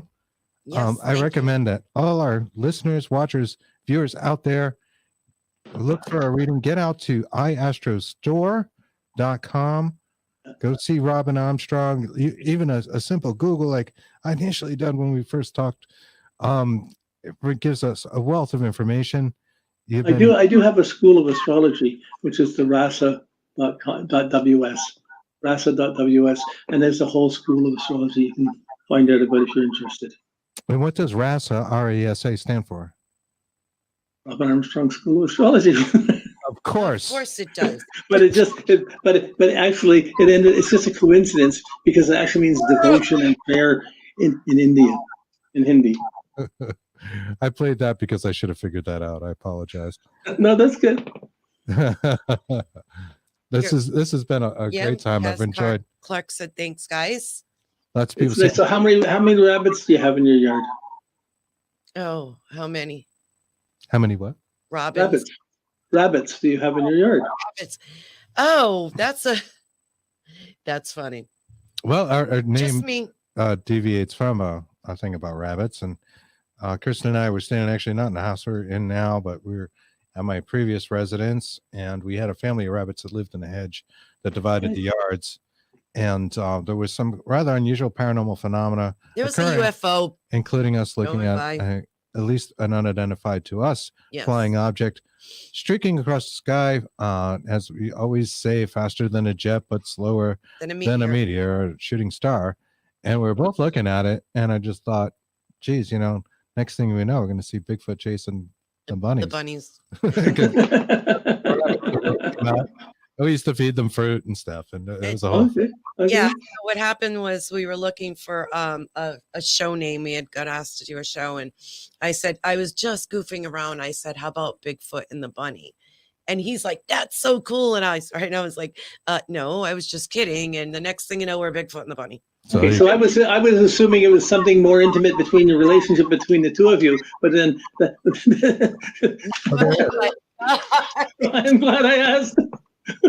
Are you saying we do something like bunnies? Well, that's true as well. Wow, he has mind like yours. Holy crap! And why are you so well saying we don't? Thank you. It's been a pleasure to be on your show. This has been a blast. Was great. Thank you so much. And stick around. We'll talk to you in a moment. We'll just wrap things up. Thank you. Okay. And that's all the time we have for Bigfoot and the bunny. Yeah, like a bunny. Yeah. Anyways. Yeah. Thank you. Ken, you're not the only one that makes me blush. Apparently, Robin does too. We'll see you guys next Thursday on a Dark Horse Paranormal podcast. We want to thank each and every one of you that listened and joined our chat tonight. Thank you so much.